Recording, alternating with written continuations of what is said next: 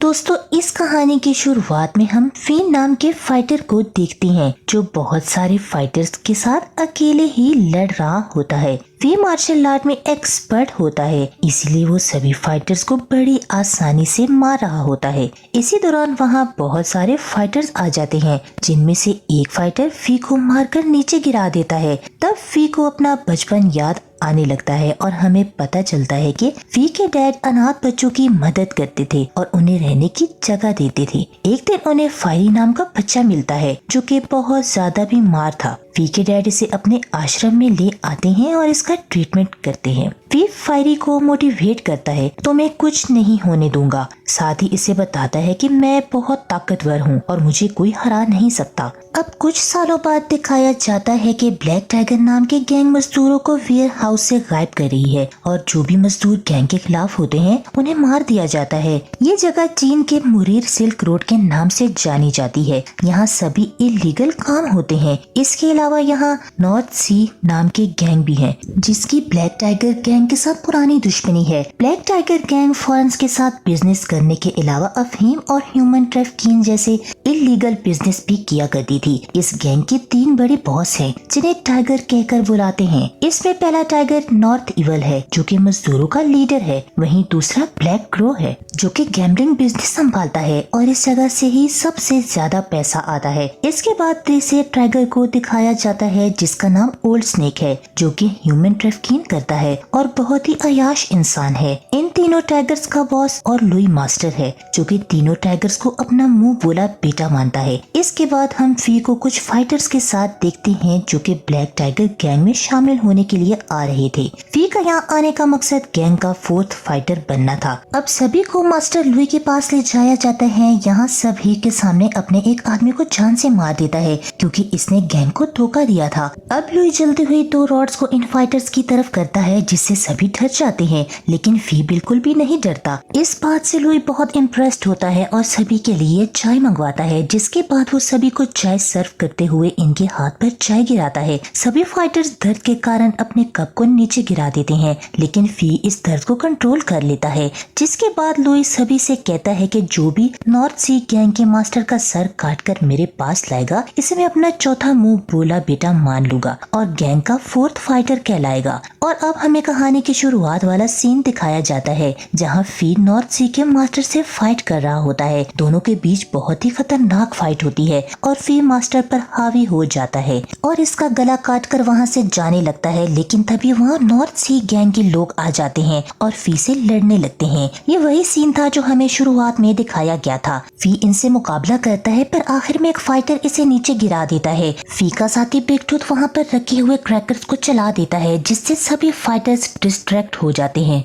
और big tooth मौका देकर फी को बचा कर ले जाता है। जहां लुई फी के हाथ में मास्टर के नॉर्थ सी का सर देकर इसे अपना चौथा बेटा मान लेता है और साथ ही में अपने तीनों बेटों से कहता है कि वो जो इतने सालों में जो काम नहीं कर पाए, फी ने एक दिन में कर दिखाया। जहां ब्लूटूथ फी से दोस्ती करता है और अपने बारे में बताकर वहां से चला जाता है। फी फिर से अपने बचपन की यादों में खो जाता है, जहाँ पर वो अपने दोस्त जोन, फायरी और फा लिटिल के साथ खेल रहा था और फिर घर आने पर इसे पता चलता है कि लिटिल फा को एक आदमी पकड़कर ले जा रहा है। इसलिए फी अपने दोस्तों के साथ इसे बचाने जाता है, लेकिन वो आदमी फी को किक मारकर लिटिल फा को ले जाता है। फिर अगले ही दिन फी के डैड इस आदमी को पकड़ लेते हैं। तब इन्हें पता चलता है कि इसने लिटिल फा को बेच दिया है। जिसके बाद हम प्रेजेंट में देखते हैं कि जहाँ नॉर्थ सी गैंग मास्टर का बेटा वो अपना डैड का कटा हुआ सर देखता है, तब वो कसम खाता है कि मैं अपने डैड की मौत का बदला लेकर रहूंगा। दूसरी तरफ फी गैंग के रूल के अकॉर्डिंग अपनी बैग पर टाइगर का टैटू बनवाता है।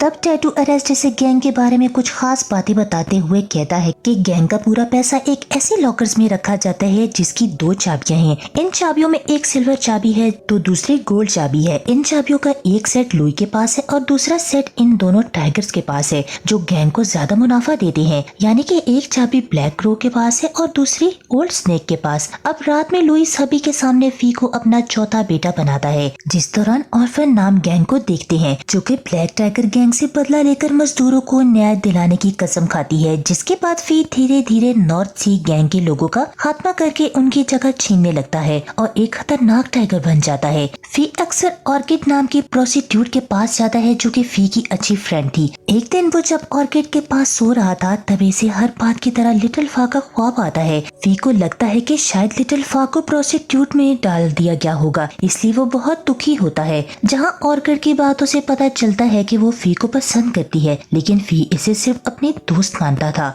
ऑर्किड फी को बताता है कि इसके डैड के दुश्मनों ने इनका अनाथ आश्रम को जला दिया था। तब डैड ने सभी बच्चों की जान बचाई, मगर इस हादसे में इनकी डेथ हो गई। इसके बाद फी फोर्थ टाइगर बनने की खुशी में अपने गैंग के साथ सेलिब्रेट करता है। जिस दौरान वहाँ नॉर्थ इवल आता है जो कि फी से बिल्कुल भी खुश नहीं था, जबकि फी की ब्लैक क्रो और ओल्ड स्नेक के साथ अच्छी दोस्ती हो जाती है। वहाँ नॉर्थ इवल फी को लड़ने के लिए उकसाता है, पर फी खुद पर कंट्रोल करता है। जहाँ पता चलता है कि नॉर्थ इवल और ब्लैक क्रो की भी आपस में नहीं बनती। तभी ब्लैक क्रो नॉर्थ इवल का मजाक उड़ाता है, जिससे नॉर्थ इवल इससे लड़ने के लिए खड़ा हो जाता है। तभी वहाँ लुई आ जाता है और दोनों को डांटने लगता है, और जिसके बाद हम फी के बचपन के दोस्त फायरी और चुन को देखते हैं जो कि अनाथ बच्चों का ख्याल रखते हैं और ऑर्फन गैंग चलाते हैं। यहाँ चुन फायरी को एक ब्रेसलेट देता है। चुन इस पर ब्रेसलेट को वापस कर देती है। असल में फायरी चुन से प्यार करता है, लेकिन चुन फी को पसंद करती है। अगले दिन हम कुछ बिजनेसमैन को देखते हैं जो लुई से 300 मजदूरों को विदेश भेजने की डील करते हैं, जिसके बाद लुई मान जाता है और 300 मजदूरों को किडनैप करके उन्हें विदेश भेजने का सोचता है। इसके बाद लुई फी से पूछता है कि कुछ मजदूर विदेश जाकर काम करना चाहते हैं, तो इनको किडनैप करने की क्या जरूरत थी, जिस पर लुई बताता है कि बिजनेसमैन हमेशा के लिए इन मजदूरों को खरीदने वाले हैं। यहाँ लुई फी से वू को ढूंढने के लिए कहता है, क्योंकि लुई को लगता है कि वो अपने डैड का बदला जरूर लेगा। दूसरी तरफ चुन और फायरी को पता चलता है कि एक बच्चा बीमारी के कारण मर गया है, जिस वजह से वो बहुत दुखी होते हैं। इसके बाद हमें फिर से फी और फायरी का अतीत दिखाया जाता है, जहाँ वो दोनों अपने डैड की मौत का बदला लेने वाले आश्रम में आग लगाने वाले आदमी के पास जाते हैं, लेकिन पहले ही किसी आदमी ने इसको मार दिया था। तभी फी के डैड का एक दोस्त वहाँ आता है जो कि एक मैंक है। वो इन दोनों को अपने साथ ले जाता है और कई सालों तक उन्हें मार्शल आर्ट की ट्रेनिंग देता है, और साथ ही इन्हें सिखाता है कि बदला लेने से अच्छा लोगों की रक्षा करना होता है। फिर एक दिन दोनों की ट्रेनिंग कंप्लीट हो जाती है। तब दोनों मिलकर ऑर्फन गैंग बनाते हैं और लोगों की मदद करने का डिसाइड करते हैं। यहाँ हमें पता चलता है कि फी ब्लैक टाइगर गैंग में मजदूरों को बचाने के लिए शामिल हुआ है। इसके बाद हम चुन को देखते हैं जो कि लोगों के कपड़े सीने का काम करके यहाँ रहा करती थी। तभी ऑर्किड उन्हें देखती है और इसे सिलने के लिए अपने कपड़े देती है। असल में चुन इस काम के जरिए वो फी को मैसेज भेजा करती थी। यहाँ फी चुन के बैग में एक मैसेज रख देता है। ऐसा करते हुए इसे ऑर्किड देख लेती है, जिसके बाद फायरी और चुन इस मैसेज को देखते हैं जिसमें ओल्ड स्नेक के पास सोने वाली चाबी होने का जिक्र होता है। इसलिए अगली सुबह ऑर्फन गैंग प्लानिंग करके ओल्ड स्नेक से चाबी छीन लेते हैं। तब ओल्ड स्नेक अपने लोगों के साथ चुन का पीछा करता है और इसे पकड़ लेता है, लेकिन तभी वहाँ फायरी और इसके साथी आकर ओल्ड स्नेक पर अटैक कर देते हैं और इसे जान से मार देते हैं। इसके बाद वो इसकी चाबी की कॉपी लेकर इसकी चाबी को वापस इसकी पॉकेट में रख देते हैं। रात में लुई को पता चलता है कि ऑर्फन गैंग ने ओल्ड स्नेक को मार डाला है, लेकिन जब वो इस चाबी को देखता है तो बेफिक्र हो जाता है और इस मामले पर ज्यादा ध्यान नहीं देता। अब मास्टर इस चाबी की जिम्मेदारी नॉर्थ इवल को सौंपता है, जिसके बाद फी बिग टूथ के साथ गैम्बलिंग करने के लिए जाता है, जहां वो बार बार अपने पैसे हारता है। अब क्योंकि फी फोर्थ टाइगर है, इसलिए वो गैंग मेंबर से बार बार पैसे उधार लेता है, पर आखिर में इसे पैसे लेने से मना कर दिया जाता है, जिससे फी को गुस्सा आ जाता है। तब ब्लैक क्रो फी को अपने साथ ले जाकर इसे 50 चांदी के सिक्के गिफ्ट करता है, पर फी इससे 300 सिक्कों की डिमांड करता है, जिससे ब्लैक क्रो को गुस्सा आ जाता है। फी इसे सोने की चाबी दिखाता है जो कि असली चाबी की कॉपी थी। फी कहता है कि इसने नॉर्थ इवल के आदमी को चाबी की कॉपी बनाते हुए देखा था, इसलिए इसने चाबी छीनकर इस आदमी को वहीं मार डाला। असल में फी का प्लान ब्लैक क्रो और नॉर्थ इवल को आपस में लड़ाने का था। यहाँ ब्लैक क्रो को लगता है कि ओल्ड स्नेक को नॉर्थ इवल नहीं मारा होगा, इसलिए वो अब फी के साथ मिल जाता है और इसकी ये डील मान जाता है। इसके बाद दोनों गैंग का खजाना देखने जाते हैं।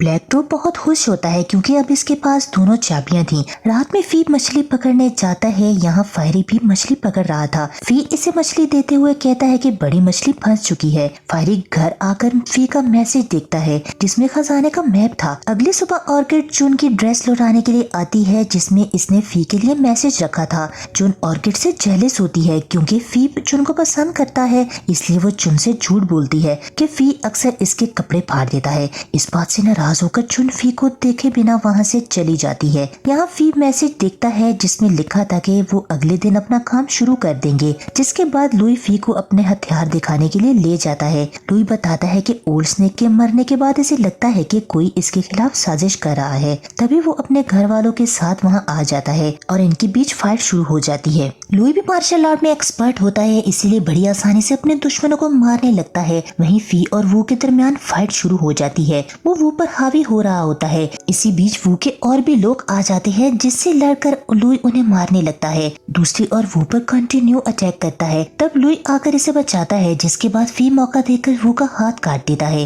पर फी इसे जान से मारना नहीं चाहता था, इसलिए लुई फी की तलवार पर किक करके वू को मार देता है। दूसरी ओर लुई ऑर्फन गैंग के अफीम गियर हाउस को जला देती है, जिस दौरान फायरी को लुई के लोग देख लेते हैं और इसका पीछा करने लगते हैं। दूसरी तरफ ब्लैक रो चुन को भागते हुए देखकर इसका पीछा करता है। उधर मास्टर को कुछ समझ नहीं आता कि फी इस मामले को सुलझाने के लिए वहाँ से चला जाता है। जिसके बाद हम फायरी और उन लोगों के साथ लड़ते हुए देखते हैं, लेकिन ज्यादा लोगों के कारण फायरी वहाँ फंस जाता है और वो लोग इसे वहाँ पकड़ लेते हैं। वहीं ब्लैक रो चुन का पीछा करते हुए एक घर में पहुँच जाता है जहाँ फी अपने लोगों के साथ पहले से ही इसका इंतजार कर रहा था। यहाँ पता चलता है कि चुन के पेरेंट्स को ब्लैक क्रो ने मारा था। अब वो सभी मिलकर ब्लैक क्रो को मार डालते हैं और इससे दोनों चाबियां चुरा लेते हैं। जिसके बाद फी चुन को बताता है कि वो भी इससे प्यार करता है और अगले ही दिन फायरी को ये बात बता देगा। चुन इससे ऑर्किड के बारे में पूछती है, जिस पर वो बताता है कि ऑर्किड सिर्फ इसकी दोस्त है। और अब जैसे ही फी ब्लैक टाइगर के हेडक्वार्टर में जाता है तो देखता है कि फायरी को इन लोगों ने पकड़ लिया है। फी मास्टर लुई से इसे मारने को कहते हैं, तब फायरी लुई को बताता है कि इसका खजाना चोरी होने वाला है। ये सुनकर लुई अपने लोगों के साथ वहाँ से निकल जाता है। तभी हम देखते हैं कि चुन सभी गरीबों के साथ मिलकर खजाने की चोरी कर लेती है। यहाँ फी फायरी को बचाने के लिए कहता है, जिस पर फायरी इसे ऐसा करने पर मना कर देता है। असल में फायरी नहीं चाहता है कि लुई को फी की सच्चाई का पता चले, क्योंकि इनका मिशन अभी पूरा नहीं हुआ था। फी इसे बचाना चाहता था और तभी लुई वहाँ अपने लोगों के साथ आ जाता है, जो फी को फायरी की जुबान काटने को कहता है। लेकिन तभी गैंग के लोग ब्लैक क्रो की बॉडी लेकर आ जाते हैं। बॉडी चेक करने पर उन्हें ब्लैक क्रो के चेस्ट पर नॉर्थ इवल की छड़ी का निशान दिखाई देता है, जिससे लगता है कि नॉर्थ इवल ने ही ब्लैक क्रो को मारा है। असल में फी ने नॉर्थ इवल की छड़ी की कॉपी से ब्लैक क्रो के चेस्ट पर वो निशान दिया था। नॉर्थ इवल लुई से कहता है कि इसे फंसाने के लिए किसी ने ऐसा किया है और गुस्से में आकर फायरी को सब कुछ सच बोलने को कहता है, जिस पर फायरी इसके कान में कहता है कि वो कुछ नहीं बताएगा और अचानक ही अपनी गर्दन को ओल्ड स्नेक की तलवार के पास लाकर काट लेता है और फायरी की वहीं पर डेथ हो जाती है। अब सबको लगता है कि नॉर्थ इवल ने जानबूझकर फायरी को मारा है, लेकिन लुई को अभी भी शक था कि इन सब के पीछे किसी और का हाथ है। यहाँ फी फायरी की मौत से दुखी होकर इसके साथ बिताए अच्छे दिनों को याद करने लगता है। इसके बाद हम फी को ऑर्किड के पास देखते हैं। फी बहुत रोता है और ऑर्किड को फायरी की मौत के बारे में बताता है। फी को समझ नहीं आ रहा था कि अब वो फायरी के बिना इन 300 मजदूरों का पता कैसे लगाएगा। साथ ही में नॉर्थ इवल को भी इस पर शक हो गया है। तब हम देखते हैं कि बिग टूथ फी की बातें सुन रहा है, लेकिन वो इसके बारे में किसी को नहीं बताता है। फी बाजार में आकर नोटिस करता है कि लुई के लोग चारों तरफ फैले हुए हैं, लेकिन वो ऑर्फन गैंग को अलर्ट कराने और मिशन को अवॉइड करने का सोचता है। फी एक स्टोरी सुनाने वाले आदमी के पास जाता है और इसे एक ऐसी स्टोरी सुनाने को कहता है जिसे सुनकर ऑर्फन गैंग तक उसका मैसेज पहुंच जाएगा। फी का ये प्लान काम करता है और सभी लोग अलर्ट हो जाते हैं। लुई जब इस स्टोरी को सुनता है तो इसे समझ आ जाता है कि किसी ने इन लोगों को अलर्ट करने के लिए इस आदमी से स्टोरी सुनाने को बोला होगा। इसलिए वो आदमी इससे पूछता है कि ये स्टोरी सुनाने को किसने कहा है,